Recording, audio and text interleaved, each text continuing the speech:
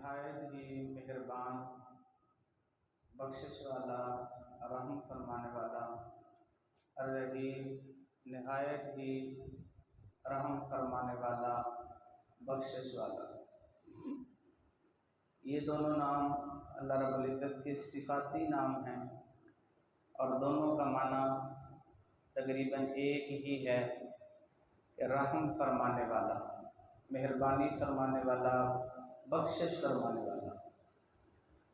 کل کے سبق میں رحمت کے اندر ایک غالب عنصر کون سا ہے جس کا بیان ہوا؟ اللہ کی رحمت کے اندر رحمت کا تو ذکر چل ہی رہا ہے۔ ہاں جی، محبت کل اسی کے حوالے سے ذکر ہوا نا کہ اس کی رحمت کے اندر ایک عنصر اس کی محبت ہے، بندے کے ساتھ محبت، بندے کے ساتھ الفت۔ اور اس کے لیے وہ ایک روایت بیان ہوئی تھی بخاری شریف کی، ایک بچے کی۔ نبی کریم صلی اللہ علیہ وسلم نے ایک ماں کو اپنے بچے سے انس کرتے ہوئے دیکھا تو فرمایا کہ اس ماں سے بڑھ کر، اس جیسی 70 ماؤں سے بڑھ کر اللہ رب العزت انسان اپنے بندے سے محبت کرتا ہے۔ اور اس کی محبت کے لیے ہم اگر اس کی محبت کو ٹکرا دیں، دنیا کے لیے، مال کے لیے، اولاد کے لیے، جگیر کے لیے، وراثت کے لیے، تو اس سے نقصان کا اور خسارے کا کوئی سودا نہیں ہے۔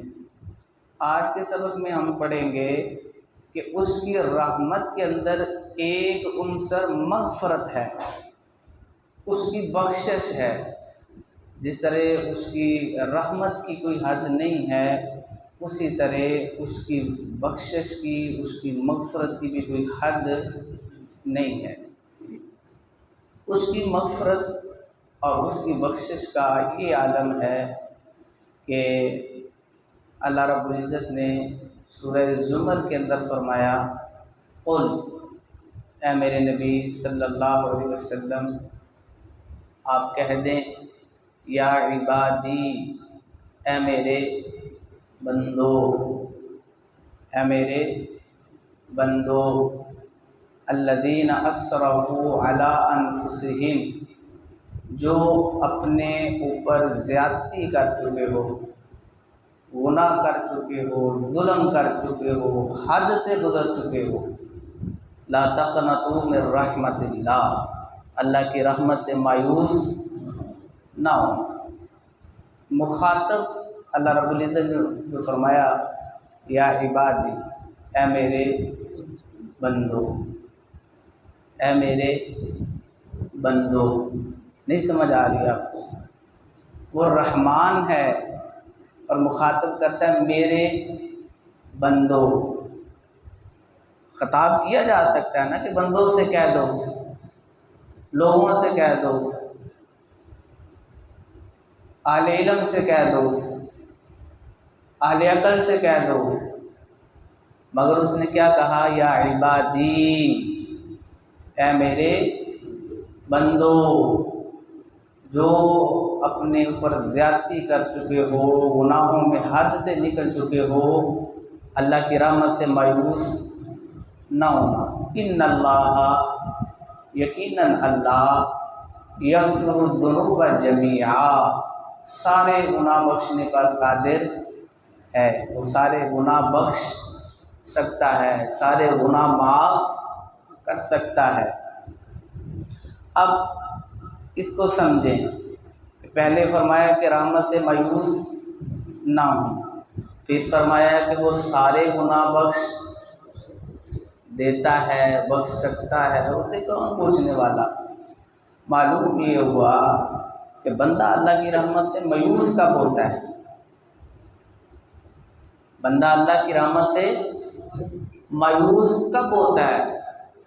جب اس کے گناہ حد سے بڑھ جاتے ہیں اور اسے لگتا ہے کہ اب میری واپسی کوئی راستہ نہیں رہا، اب میں واپس نہیں آ سکتا، تو گناہوں میں بندہ جب حد سے بڑھ جاتا ہے تو پھر اس سے یہ لگتا ہے، پھر اس کے اندر مایوسی آتی ہے، پھر اس کے اندر نا امیدی آتی ہے۔ اور اللہ رب العزت نے فرمایا کہ گناہ کتنے بھی ہو جائیں، میری رحمت سے مایوس، میری بخشش سے مایوس، میری مغفرت سے مایوس نہیں ہونا۔ اس کے لیے بخاری مسلم کے اندر ایک روایت ہے، آپ نے سنی ہوئی ہے بارہا، کہ ایک شخص تھا بنی اسرائیل کے اندر، تو 99 قتل ہوئے اس سے، تو پھر اس کے دل کے اندر ایک خیال پیدا ہوا کہ اب مجھے توبہ کرنی چاہیے۔ اللہ نے اس کی ہدایت کے لیے دروازہ کھولا، اسے یہ احساس ہوا کہ مجھے توبہ کرنی چاہیے۔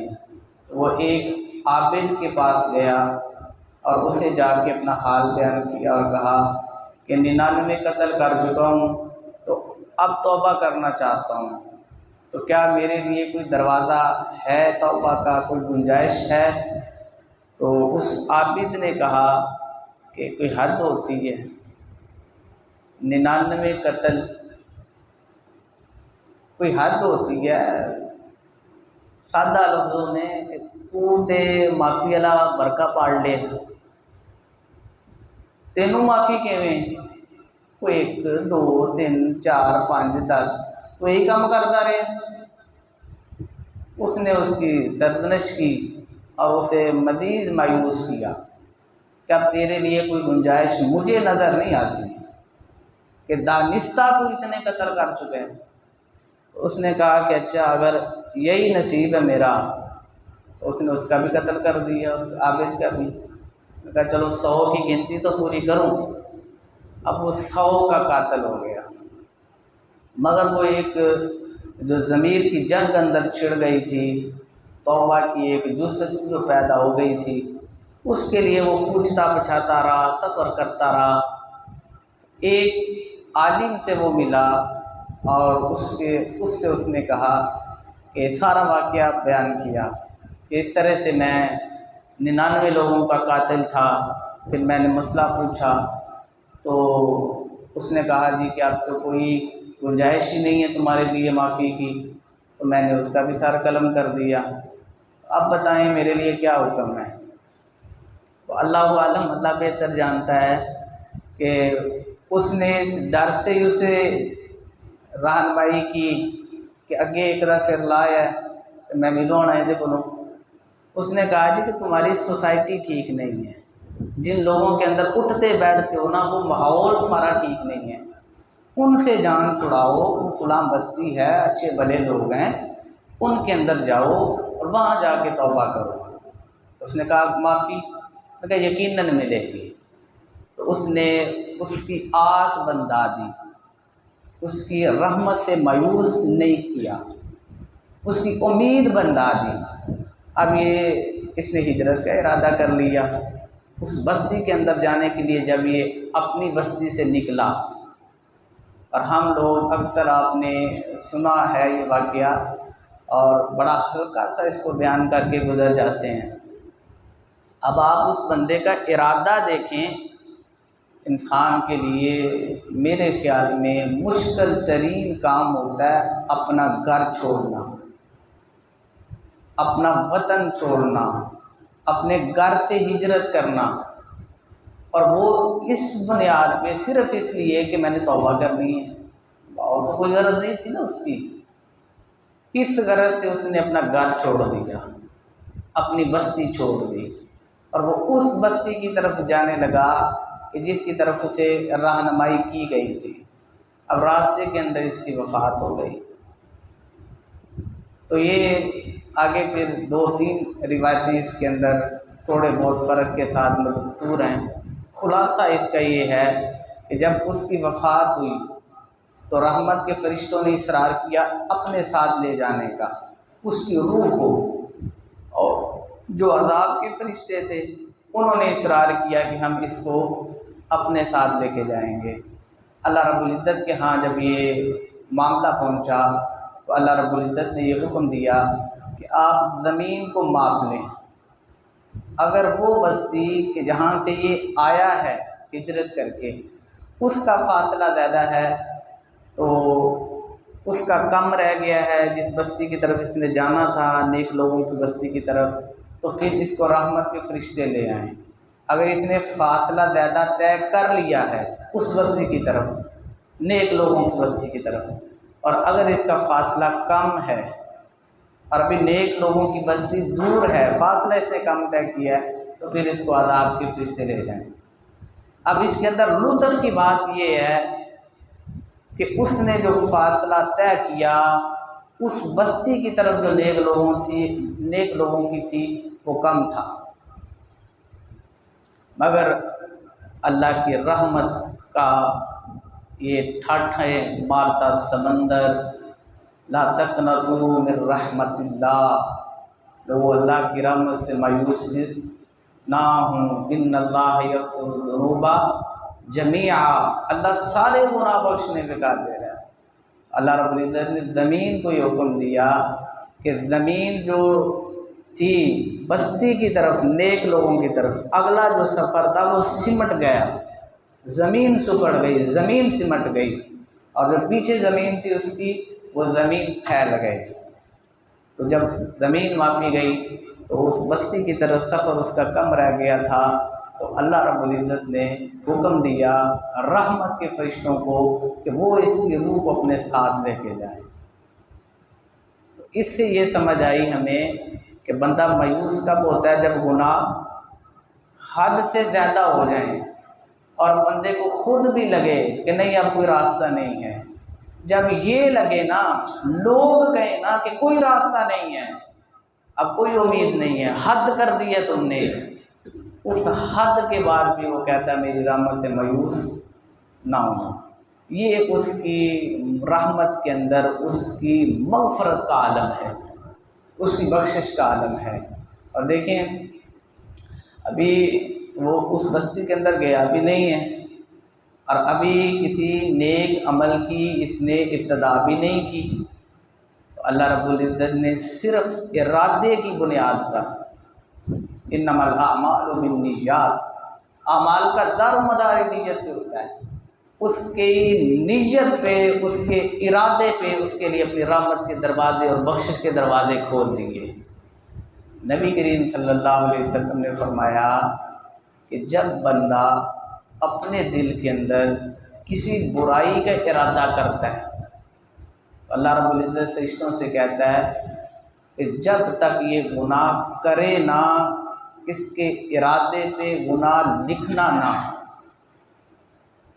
ارادہ کیا گناہ کا، پلاننگ کی، سوچا، خیال کیا کسی کی برائی کا، کسی چوری کا، کسی گناہ کا، کسی خطا کا ارادہ کیا، اللہ رب العزت فرشتوں سے فرماتے ہیں کہ اس کے ارادے پہ گناہ نہ لکھنا۔ اور ہاں، لا تقنطوا من رحمت اللہ، اس کی رحمت کا سمندر بے کنار۔ انصاف تو یہاں تک ہی تھا نا، انصاف سے بڑھ کے اس نے رحمت یہ فرمائی، اس نے کہا فرشتوں سے کہ ایک بندہ جس نے گناہ کا ارادہ کر لیا ہے لیکن گناہ کیا نہیں، اپنا قبلہ درست کر لیا، اس نے یہ خیال کیا کہ مجھے یہ گناہ نہیں کرنا، ارادے کے بعد گناہ سے بچا رہا، گناہ سے باز رہا، اس کے لیے ایک نیکی لکھ دینا۔ ایسا ہوتا ہے ہماری عدالت میں، انسانوں کی سوسائٹی میں، ہمارے معاشرے میں ایسا ہوتا ہے، اتنی ریلیکس ملتی ہے، اگر ارادہ کرے تو تب تک گناہ نہ لکھنا جب تک کر نہ لے، اور اگر ارادے سے بعد آ جائے تو پھر نیکی لکھ دینا۔ پھر فرمایا کہ اگر یہ نیکی کا ارادہ کرے تو اس کے نامہ اعمال میں اس کے ارادے کا اجر لکھ دینا۔ نیکی کا ارادہ کرے تو اس ارادے کا اجر بھی لکھ دینا، اس نیت کا اجر بھی لکھ دینا، اور اگر کسی وجہ سے نیکی نہ کر سکے، ارادہ تھا، نیت تھی لیکن نیکی کر نہیں سکا، پھر بھی اس کے اعمال کے اندر اس نیکی کا اجر لکھ دینا جس کی اس نے نیت کی تھی، اس نیک کام کا اجر لکھ دینا جس کی اس نے نیت کی تھی۔ تو اللہ کی رحمت کے اندر جو اس کی مغفرت کا عنصر ہے، یہ اس کی عمدہ مثالیں ہیں۔ نبی کریم صلی اللہ علیہ وسلم نے فرمایا، اور آپ نے بارہا یہ سنا ہوگا، کہ ایک فاحشہ عورت، بخاری مسلم کی روایت ہے، ایک فاحشہ عورت تھی بنی اسرائیل کے اندر، اپنا جسم بیچتی تھی، اپنے جسم کی کمائی کھاتی تھی۔ تو راستے سے گزرتے ہوئے اس نے دیکھا کہ ایک کتا جو ہے وہ ایک کنویں کے گرد چکر لگا رہا ہے۔ تو اس کے دل کے اندر اس کے لیے شفقت پیدا ہوئی، اس کے دل کے اندر اس کے لیے نرمی پیدا ہوئی، اور اسے احساس ہوا کہ جس طرح ہمیں پیاس لگتی ہے یا مجھے پیاس لگی ہے، یہ بھی اللہ کی مخلوق ہے اور یہ بے بس ہے، پانی نکال کے نہیں پی سکتا۔ تو اس کے اندر ایک لگن، ایک احساس اس کا جاگ گیا، اس نے اپنا موزہ اتارا اور اس کنویں سے پانی نکالا اور اس کو پلا دیا۔ نبی رحمت صلی اللہ علیہ وسلم نے فرمایا، اللہ رب العزت نے اس کے اس ایک عمل کی وجہ سے اس کی زندگی بھر کے گناہ معاف فرما دیے۔ بخشش کی اس سے بڑی مثال ہو سکتی ہے؟ اس یہاں سے ہم نے کنارہ نہ کیا، تیری رحمت نے دل ازارا ہمارا نہ کیا، ہم نے تو کی لاکھ جہنم کی تدبیر، مگر تیری رحمت نے گوارا نہ کیا۔ ہم تو دوڑ دوڑ کے جاتے ہیں کہ نہیں میں جانا ہے، کہتا آ جا، میں نے جانا ہے، اتنی آ جا۔ اس کی رحمت ہے، کبھی وہ ہدایت کے راستے پیدا کر دیتا ہے۔ اللہ کی قسم، اللہ جس کے ساتھ اس کا بلائی کا ارادہ ہوتا ہے نا، اس کو جانے نہیں دیتا۔ کبھی کبھی ہم گناہ کے راستے پہ چلتے ہیں، اللہ کھینچ رہا ہے، کبھی تو وہ سمجھاتا ہے، کبھی کھینچتا ہے، تھوڑا سا ہلاتا بھی ہے، جھنجھوڑتا بھی ہے۔ ہلاتا اس لیے ہے، جھنجھوڑتا اس لیے ہے کہ اسے انس ہے، اسے محبت ہے، وہ معاف کرنا چاہتا ہے، وہ بخشنا چاہتا ہے، وہ نہیں جانے دیتا آپ کو گناہ کی طرف۔ پچھلے دنوں میں نے ایک واقعہ پڑھا، ایک صوفی بزرگ تھے اشفاق احمد، آپ نے شاید نام سنا ہو ان کا۔ تو انہوں نے لکھا ہوا تھا کہ کافی پرانی بات ہے کہ یہاں لاہور کے اندر قذافی اسٹیڈیم میں، یہ اس دلیل کے طور پہ پیش کر رہا ہوں کہ کبھی کبھی ہم جس راستے پہ چل رہے ہوتے ہیں نا، گناہ کے، برائی کے راستے پہ، کبھی وہ سمجھاتا ہے، کبھی جھنجھوڑتا ہے، کبھی وہ دھکے بھی پڑواتا ہے، کبھی دھکا بھی مل جاتا ہے، کبھی وہ پکڑ کے ہلاتا بھی ہے۔ اشفاق صاحب کہتے ہیں کہ مجھے لاہور قذافی اسٹیڈیم میں ایک پروگرام تھا، غالباً یوم آزادی کے موقع پہ، اس حوالے سے جو ہمسایہ ملک ہے ہندوستان، وہاں سے کچھ مہمان آ رہے تھے، تو یہ بھی کالم لکھتے تھے اخبارات کے اندر، ان کی بھی اچھی شہرت تھی، نام تھا، تو انہیں انویٹیشن ملا ہوا تھا، دعوت نامہ ملا ہوا تھا۔ تو یہ اس دن کہ جس دن وہ پروگرام تھا، کہتے ہیں کہ میں تیار بیار ہو کے تو گھر سے نکلا، وہ جو انویٹیشن کارڈ تھا وہ میں اپنے ساتھ لینا بھول گیا۔ اب دروازے پہ جا کے میں نے جب اندر داخل ہونا چاہا تو انہوں نے کہا جی آپ کا پاس کہاں ہے، انویٹیشن کارڈ کہاں ہے؟ تو میں نے کہا جی کہ وہ گھر رہ گیا ہے، میں بھول آیا ہوں۔ تو دربان نے کہا کہ ایسے تو ہم اندر نہیں جانے دیں گے۔ تو میں نے اسے کہا کہ میں وہ اشفاق احمد ہوں، افسانے لکھتا ہوں، میں نے ناول لکھے ہیں، کالم لکھتا ہوں، تم نہیں جانتے مجھے؟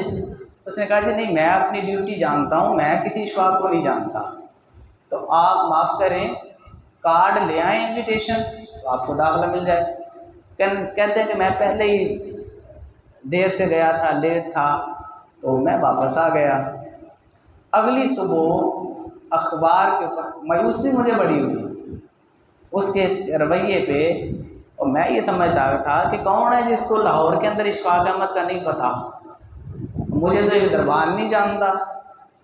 تو کہتے ہیں میں ساری رات پریشانی میں رہا، صبح کے اخبار میں ایک شاہ سرخی تھی کہ اب وہ جو اداکار ہندوستان سے آئے تھے انہوں نے ان کو نشہ وشہ پلایا، شراب کباب کی محفلیں گرم کی، اور 15 اگست کی خوشی پاکستان کے اندر کر کے چلے گئے۔ 14 اگست کے ترانے گانے آئے تھے، اور 15 اگست کے وہ ان کا آزادی کا دن ہے نا، تو 15 اگست کے ترانے گا کے یہاں پہ ان کے اندر بیٹھ کے ان کو نشہ وشہ کرا کے لتاڑ کے چلے گئے۔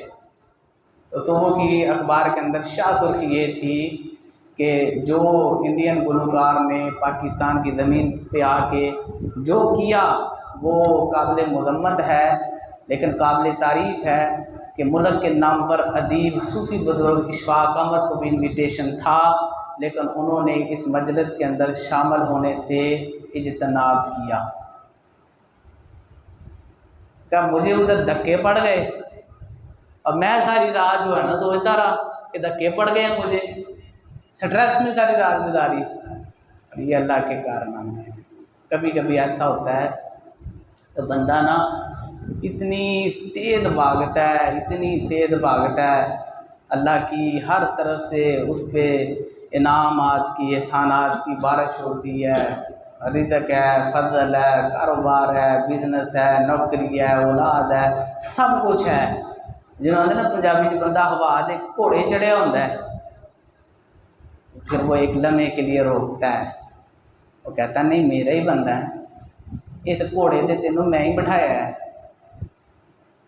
اور مجھے تو نہ بھول۔ پچھلے دنوں میں نے ایک واقعہ پڑھا، ایک شخص کراچی ڈیفینس سے نکلا، بڑا امیر ترین شخص تھا، کاروباری شخص تھا، جینٹل مین، ٹائی سوٹ پہنا ہوا، گاڑی پہ وہ جا رہا تھا اپنی بڑی سی گاڑی پہ، بڑے علاقے بڑے گھر میں، تو راستے میں کسی ایک چھوٹے بچے نے ایک وہ اینٹ اٹھا کے نا اس کی گاڑی کو دے ماری، تو وہ نکلا گاڑی سے اور اس نے اس بچے کے 2-4 لگائیں اور اسے کہا کہ تم جانتے ہو کہ تم سے زیادہ قیمت اس گاڑی کی ہے، یہ کیا حرکت کی ہے تم نے؟ اس نے ہاتھ جوڑ کے کہا سائیں تو وڈیرا آدمی ہے تے میں چھوٹا بندہ، تے گل یہ ہے کہ تیز جان والے اشارے نال رکدے کوئی نہیں، انہاں نوں روڑے مارنے پیندے نے۔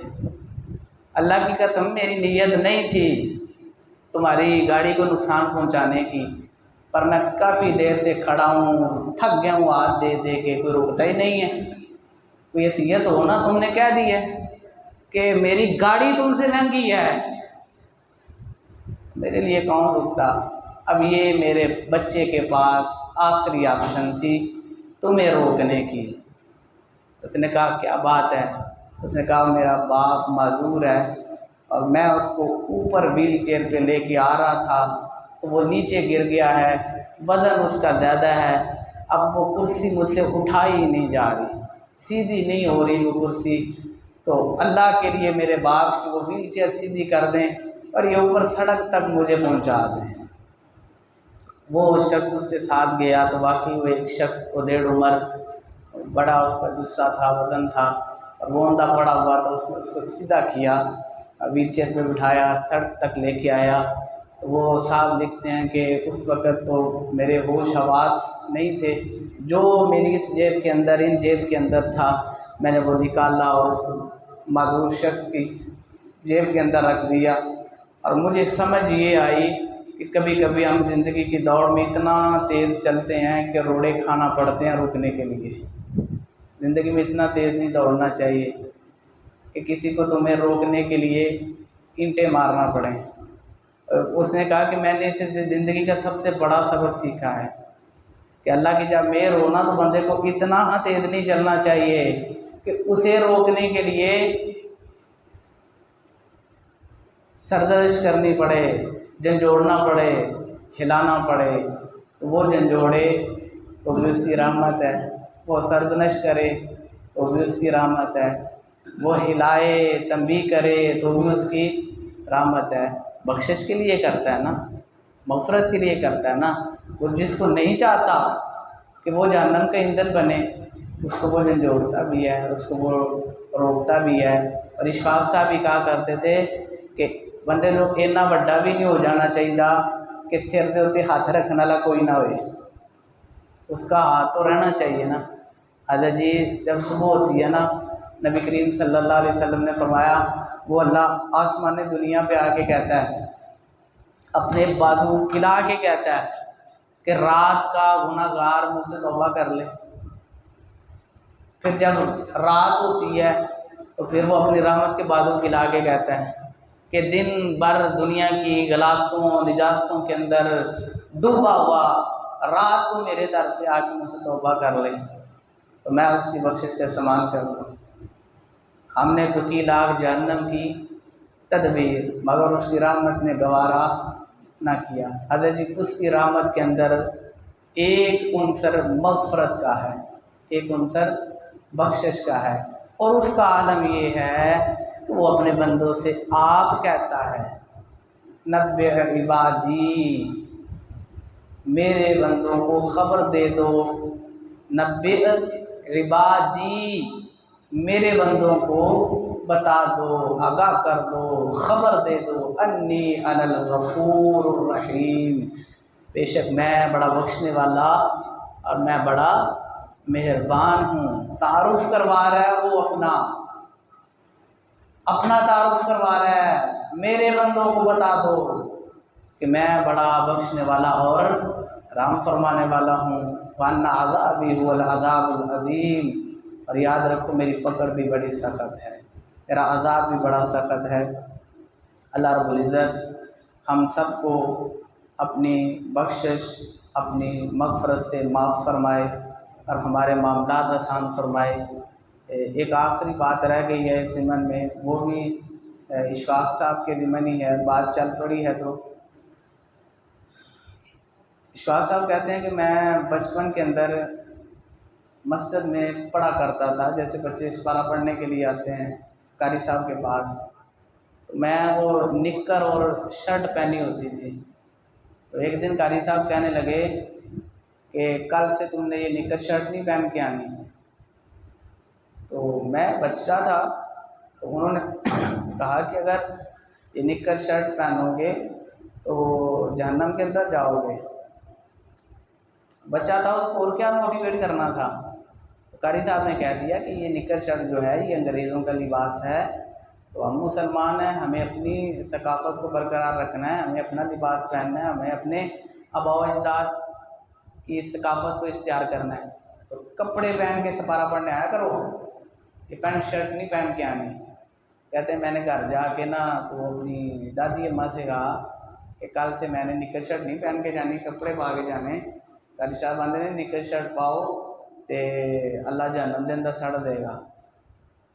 اشفاق صاحب کہتے ہیں کہ میری دادی ہنس کے کہنے لگیاں کہ پتر قاری صاحب ویسے ہی تمہیں مذاق کیا انہوں نے، کوئی اتنی آسانی سے تھوڑا جہنم میں چلا جاتا ہے، اس کے لیے تو بڑی محنت کرنا پڑتی ہے، تو صرف نکر شرٹ پایا تو نہیں نا جہنم سے جانا، اس کے لیے تو بڑی محنت کرنا پڑتی ہے۔ اور پتر تو تیری چڑیا مر جائے اس پہ روتا ہے، تو سے وہ محنت کہاں ہوگی؟ اس کے لیے ظالم بننا پڑتا ہے، اس جہنم میں جانے کے لیے حق دبانے پڑتے ہیں، جہنم میں جانے کے لیے قتل کرنے پڑتے ہیں، جہنم میں جانے کے لیے زانی شرابی بننا پڑتا ہے، جہنم میں جانے کے لیے ضمیر بیچنا پڑتے ہیں۔ وہ اتنے سارے کام تو کر لے گا؟ تو پانی کا گلاس خود نہیں لے کے پیتا۔ تو حضرت جی جب اللہ رب العزت کسی انسان کی جہنم کا فیصلہ کرتا ہے نا تو یہ اس کا آخری فیصلہ ہوتا ہے۔ اللہ کی قسم 100 سیڑھی ہوتی ہے اس سے پہلے کہ کہیں وہ ٹرن لے لے، کہیں وہ مڑ جائے، کہیں وہ پیچھے ہو جائے، کہیں وہ اس راستے پہ نکل آئے۔